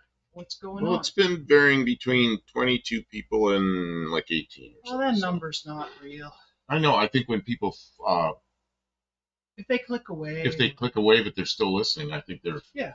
It looks like they're not good. And a lot of times, if people are watching, they're doing stuff on their phone and they have to Yep. leave and come back and stuff like that. Yep. Tim's here, Mike's here, Buddy's here, Olive's here. Hi, Olive. I don't know if I said good evening to you earlier. She's in and out because she's got a migraine or something. That's CLR stuff. Yeah, calcium, lime, and rust. It's good for, especially good for stains on porcelain and stuff like that. Where is Mexican Spec? Mexican Spec's been working a lot. I don't know. He might have been. I wasn't really in Tony's live tonight, so I don't know if he was even doing any moderation. He moderates a lot of channels. I don't expect him to be here all the time. And honestly, you guys are behaved. We don't have any problems. We haven't even gotten any of those. Probably nobody's actually watching because we haven't got any of those porn things or nothing like that. Either that or YouTube's gotten much better at moderating that stuff without help. You would think AI could see those spams and stuff like that. I use vinegar in the coffee maker. Our water is really hard. It clears okay. The vinegar is okay for hard water. Yeah, you're supposed to use vinegar in your coffee maker. You know what else works is salt water. Just regular table salt. It'll help with that buildup. You leave it soak, and it won't mess up your coffee. It rinses clean. And if honestly, I don't know if you've ever sprinkled a little bit of salt in your coffee. It's a flavor enhancer. So it's one of those things that doesn't ruin the flavor of coffee. It also works in coffee pots. If your coffee pot is cold and clean, but it has those black stains in it, especially the commercial Pyrex type coffee pots that sit on the burner all the time, you take ice cubes and rock salt, just regular salt, ice cubes and salt, and you spin it around. And the salt is abrasive, but it won't scratch, and it'll 30% vinegar is some nasty stuff. It'll burn your skin. Yeah, I would think that would, yeah, maybe wear gloves. Tommy Hanlon says the same Irish biscuit company, Jacobs, also made a tin of biscuits called USA. Yep, depending on what market you buy. A lot of the food that is generic labeled or store labeled is made by the same companies that make the brand name stuff. It's all funneled through the same channels in a lot of cases. Spec had a busy day. Yeah, he was expecting the mechanic to show up early this morning. Remember, he was talking about that last night. So, steel wool. I don't know if I'd use a lot of steel wool on porcelain or glass. I'll use have some here. Pads. What do you call those things? Scotch-Brite. It's like steel wool, but it's not steel. Did you read Raw Dog's comment where he asked if he thinks we should go without cars and use horses and buggies? Yeah, and I said, I've seen a lot of pictures from the early 1900s where they had a few cars, but mostly horses and buggies, and the mess in the streets from the horses is far worse than any pollution we have from cars. Yeah, it's just dirty. You want to walk around horse crap? It's a very different economy trying to maintain horses. You got to feed those horses. You have to clean up after those horses. If you don't drive your car, the expenses stop. If you got a horse and you don't ride it, expenses keep going, and the mess keeps going. You got to maintain those horses year round. And in bad weather, do you want to ride your horse around in the snow? Your horse doesn't want to do that. And then where do you park your horse? For congested cities and stuff like that, horses are grotesquely impractical. There's no way, doesn't work. It's really problematic. Now, should we have better buses and better public transit systems, trains and stuff like that? Well, that'd be really good. That depends on where you live. And I think where it'd be neat to have horses. Like I think New York City you can get around without a car. I'm surprised there's not places where you can go for a vacation and what you go there, park your car, and then ride your horse the rest of the time you're there. That would be kind of cool. Kevin Smith, I did not know that you could use Barkeeper's Friend on glass, but I knew it worked really, really nice on brass and copper and maybe chrome. In my coffee, I just use creamer or Jack Daniels, or both, Tim, if you prefer. Jack Daniels, that was the, can't do that anymore. He's joking. Salt or sugar is a good abrasive to clean foodstuff as they're soluble and safe. Yeah, yeah, and they're abrasive until they dissolve. Once they dissolve, there's really no. Biscuits to you guys is cookies to us. Yeah, when I was in England, they'd always have biscuits at break time, and it was cookies. They were just tea and biscuits, and they pour milk in their tea. I'd never seen anybody do that, but I guess people do that. How dare they? And well, that was a big deal. They have a break time, and out come the tea and biscuits. It's like, oh, okay. I did it a few times, a little bit, but it's just different.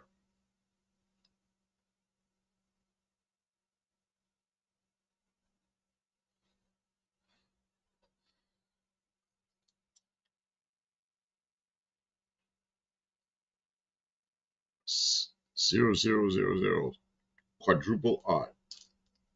Steel wool should be safe to use on glass. Could be. Perhaps, yeah. I don't know. I haven't had any problems. I can usually clean it off without. I remember we had the flood in California in 1973. We were walking around up to mid chest in water. The guy I worked for, he's an old guy. He's like 40 years old. We thought he was old. And he's a Norwegian guy. And he's walking around, and his English was kind of sound like Norwegian. And he's walking around with a cup of coffee that he poured some brandy, and he's holding it up like this out of the water. And there was another guy, Gene, up the way that had a Volkswagen repair place. And that guy has Gene's Foreign Car Service. He had repaired Volkswagens and Peugeots. And he's walking around. And my boss and Gene are walking around with these 2 cups of coffee with brandy, drinking them in the flood. It couldn't work. They just walk around drinking coffee and brandy. It's pretty funny. No drinking for me, says Kevin Smith. Tim says I can't really drink. It gives me a hangover. You know what? What was it? Miller Genuine Draft used to give me an instant migraine. I don't know why that was. There was something in there that I didn't. But I don't drink. I haven't drank for a really long time. He drinks very hardly ever. Product says 99% isopropyl will burn your skin. This right here is 99.9% isopropyl. It stings pretty good. Does it? It can. Because this is especially if you have a cut. This is the expensive stuff, and we still have quite a bit of this left. We have like a 5-gallon can. I think we got about half of it left. That's right. We do have a big can of it somewhere around here. This is expensive stuff.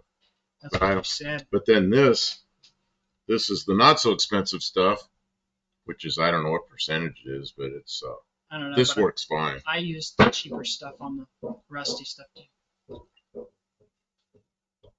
Live with the Amish.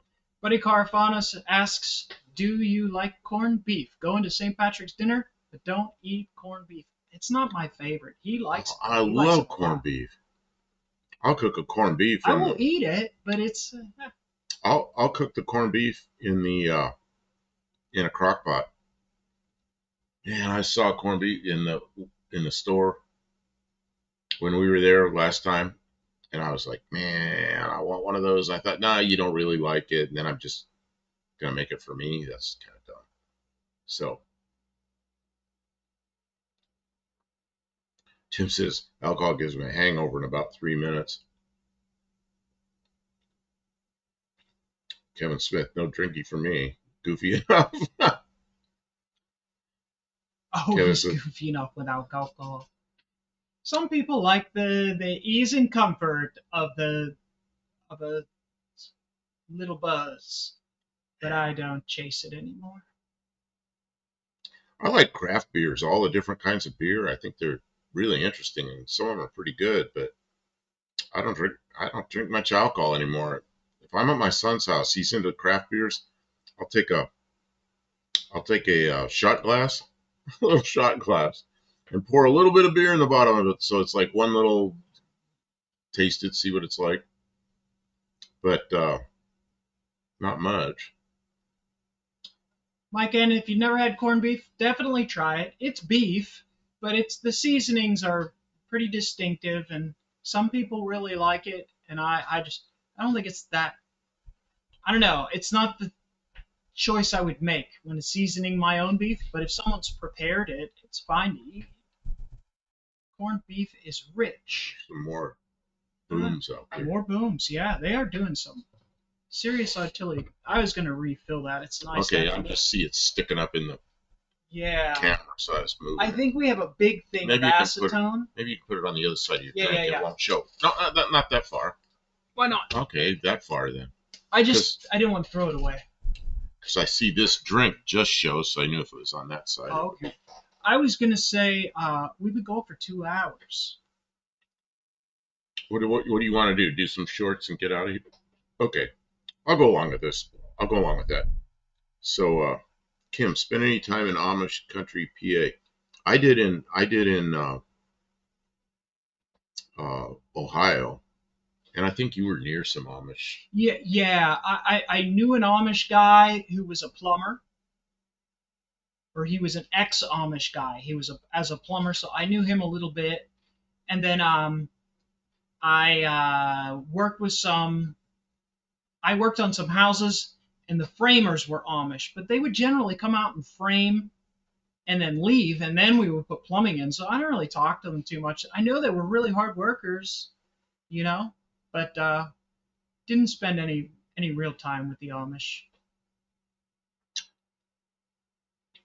Tim says, long day. Had to take the dog in for an operation on her leg. Oh, man. Some growth? Then I went to my chiropractor. I go every 2 weeks. Yeah. He's going twice a week now for the chiropractor for physical therapy. I'm going for the physical therapy. Yeah. Same office.